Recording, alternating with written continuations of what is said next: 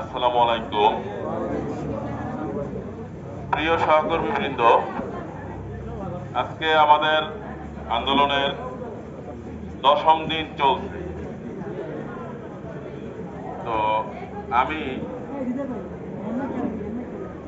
আমাদের এত সহযোদ্ধা যারা অক্লান্ত পরিশ্রম করে প্রতিদিন আমাদের আন্দোলনকে চলমান রেখেছে, আমরা রাখতে পারতেছি চলমান। এটা আমাদের একমাত্র শক্তি এবং সাহসের কারণে এটা সম্ভব হচ্ছে। তো আমি বলবো, যে কোনো একটা জিনিস বা একটা দাবি, যে কোনো কিছু অর্জনের জন্য একটা নির্দিষ্ট সময় লাগে। আমাদের ধৈর্য ধারণ করে আমাদের আন্দোলন, এই কর্মবিরতি চলমান রাখতে হবে। আমাদের ধৈর্য হারা হওয়া যাবে না।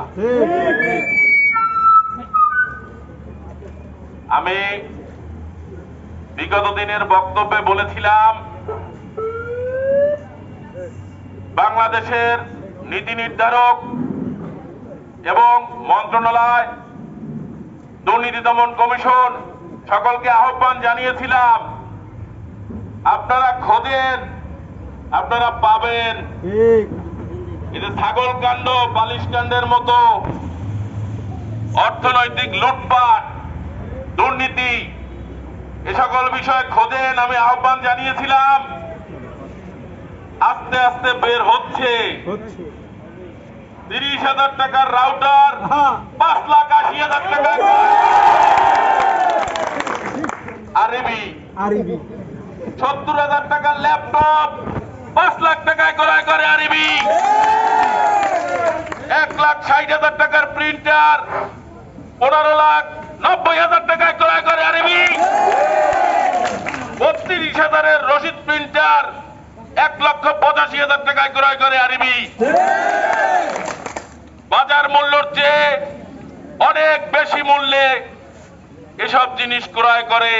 আরো কত কিছু আছে, আপনারা খোঁজেন। আমি এখনো বলি, খোঁজেন।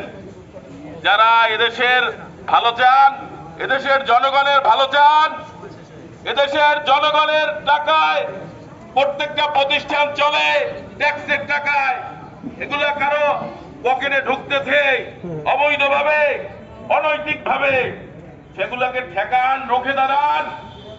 আমি বলবো আরো অনেক বড় কিছু আছে, আপনারা খোঁজেন, সাবমেরিনকে বলে খোঁজেন, আরো বড় জিনিস পাবেন।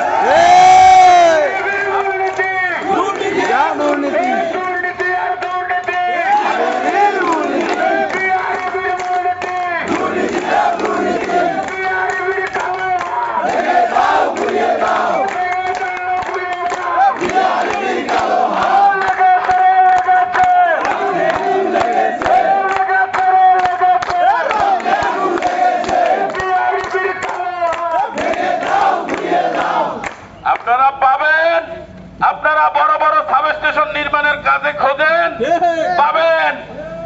আপনারা খোঁজেন, বড় বড় পাওয়ার ট্রান্সফরমার ক্রয়ে খোঁজেন, পাবেন। আমি এখনো বলছি, আপাতত আমাদের ছোট ছোট জিনিসগুলো বের হয়েছে লাখে লাখে, কোটিতে কোটিতে খোঁজেন, কোটি টাকার দুর্নীতি খোঁজেন। বিদ্যুৎ মুক্তি পাক, বিদ্যুৎ মুক্তি পাক। আমাদের সময় এসেছে এখন আমাদের এই সকল দুর্নীতি, আমরা যে যতটুকু জানি, তারা আহ্বান করব, যার যার অবস্থান থেকে আমরা নিজেরাও খোঁজার চেষ্টা করব।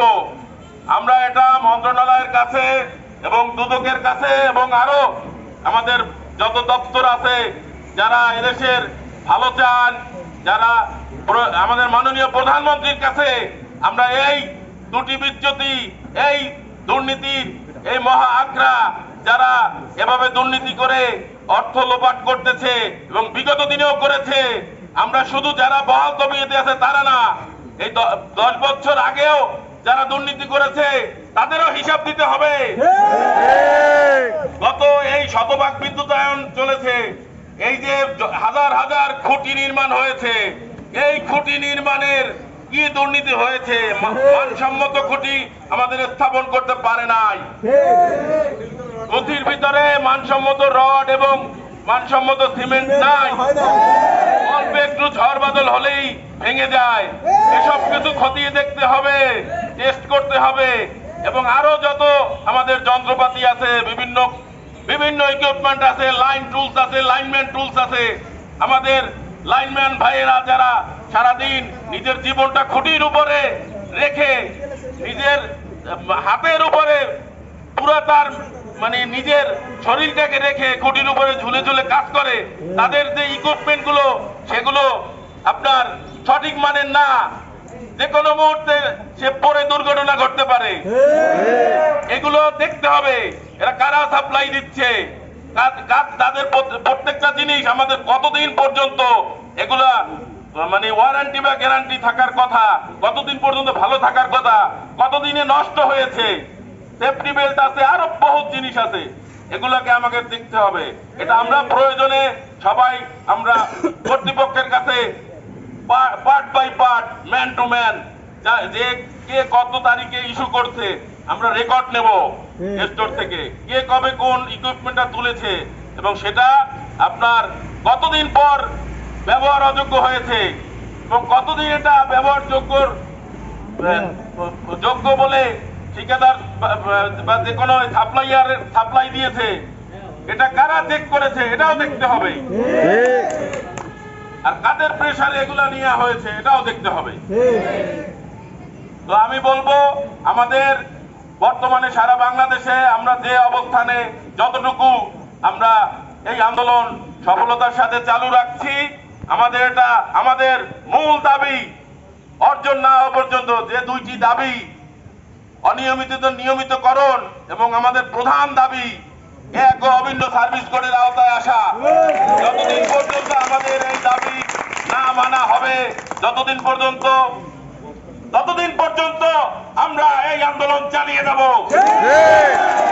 আমাদের সকল শক্তি দিয়ে আমরা এটাকে অর্জন করব ইনশাআল্লাহ। পল্লী বিদ্যুৎ মুক্তি পাক,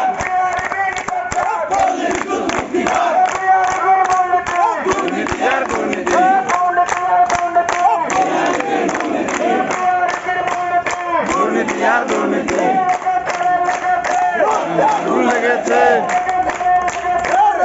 আগুন লেগেছে, মুক্তি থেকে মুক্তি চাই, মুক্তি থেকে মুক্তি চাই, দুর্নীতি আর দুর্নীতি, বিআরবির মূলনীতি। তো আজকের মতো এখানেই আমি আমার বক্তব্য শেষ করছি। আসসালামু আলাইকুম।